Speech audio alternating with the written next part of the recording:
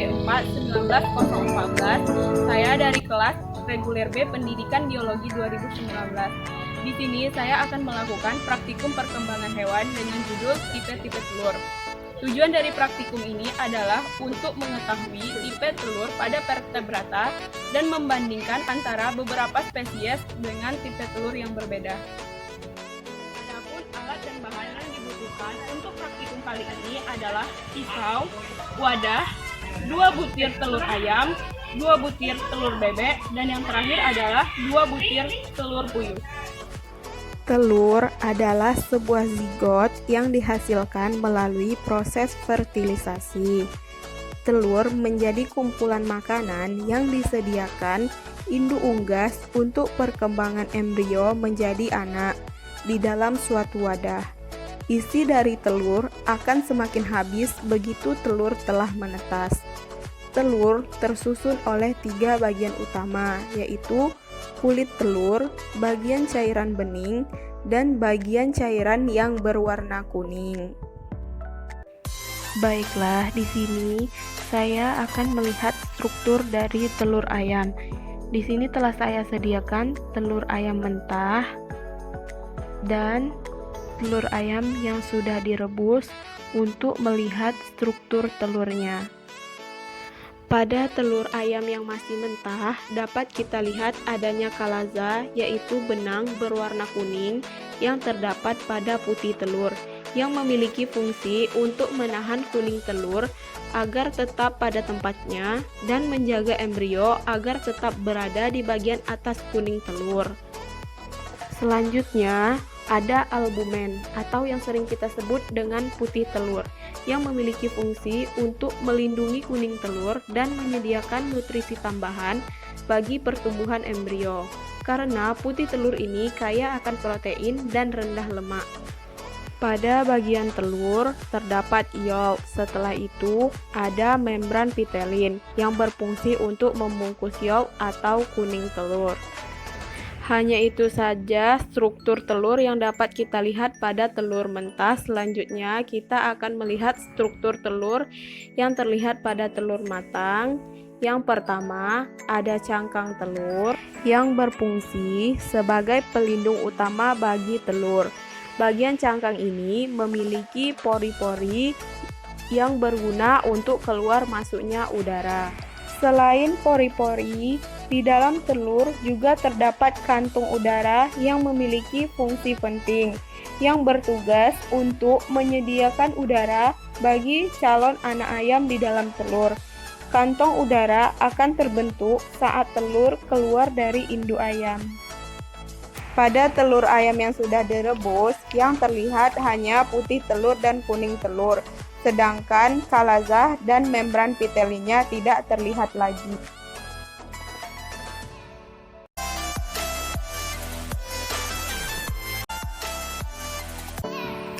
Selanjutnya, kita akan mengamati struktur dari telur bebek.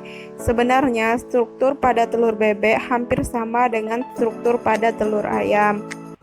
Di sini, saya telah menyediakan telur bebek mentah dan telur bebek yang sudah direbus. Yang pertama, mari kita lihat struktur dari telur bebek yang mentah. Di sini dapat kita lihat adanya kalaza. Fungsi dari kalaza ini adalah untuk menahan struktur dari telur ini. Selanjutnya ada albumin yang merupakan tempat dari kalaza ini berada. Pada bagian tengah telur bebek ini terdapat yolk yang dibungkus oleh membran pitelin agar yolknya tidak buyar kemana-mana. Selanjutnya kita lihat struktur telur yang ada pada telur yang sudah direbus. Pada bagian terluar dari telur terdapat cangkang telur, kemudian pada bagian dalamnya terdapat membran cangkang atau kutikula. Setelah itu ada putih telur dan kuning telur. Pada lapisan dalam setelah cangkang terdapat membran cangkang atau yang kita sebut dengan kutikula. Kutikula merupakan lapisan yang menyelubungi seluruh permukaan kulit telur setelah cangkang. Kutikula telur ini tidak memiliki pori-pori tetapi sifatnya bisa dilalui oleh gas, sehingga uap air dan CO2 masih dapat keluar dari telur.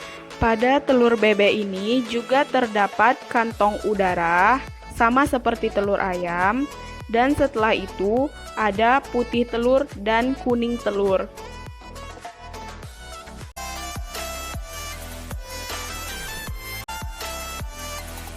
Selanjutnya, saya akan mengamati struktur dari telur puyuh. Di sini sudah saya sediakan telur puyuh yang masih mentah dan telur puyuh yang sudah direbus atau matang. Yang pertama, saya akan mengamati struktur dari telur puyuh yang masih mentah terlebih dahulu. Pada telur puyuh yang masih mentah, dapat kita lihat masih adanya kalaza pada telur. Kemudian, ada albumin atau putih telur. Pada bagian tengah terdapat yolk yang dilapisi oleh membran pitelin. Selanjutnya, kita amati telur puyuh yang sudah direbus. Pada bagian terluar terdapat cangkang telur. Nah, cangkang pada telur puyuh agak berbeda dari telur lainnya karena memiliki bercak-bercak hitam yang berfungsi untuk berkamuflase agar telurnya tidak ditemukan oleh predator. Pada bagian dalam cangkang telur terdapat lapisan kutikula, kemudian setelah itu ada putih telur, dan pada bagian tengahnya terdapat yolk atau kuning telur. Pada telur puyuh juga terdapat kantong udara, tetapi sangat kecil sehingga tidak terlalu terlihat.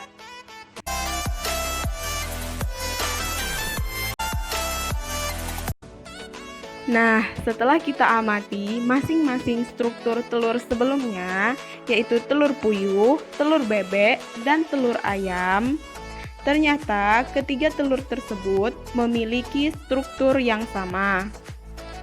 Pada telur yang mentah, struktur yang terlihat adalah ada albumin atau putih telur, ada kalaza, ada yolk atau kuning telur, kemudian ada membran pitelin yang membungkus kuning telur. Seharusnya pada telur yang masih mentah terlihat adanya keping germinal, tetapi pada telur yang saya gunakan untuk praktikum kali ini tidak terlihat adanya keping germinal. Jadi, dari ketiga telur yang sudah direbus ini memiliki struktur yang sama. Ada cangkang telur, ada kutikula, ada ruang udara, putih telur, dan yang terakhir adalah kuning telur. Dari pengamatan yang telah dilakukan terhadap tiga telur unggas, dapat disimpulkan bahwa ketiga-tiganya memiliki struktur dan tipe telur yang sama. Baiklah, hasil dari praktikum yang telah saya lakukan dengan judul tipe-tipe telur. Telur yang saya gunakan pada praktikum ini adalah telur unggas, yaitu telur ayam, telur bebek, dan telur burung puyuh.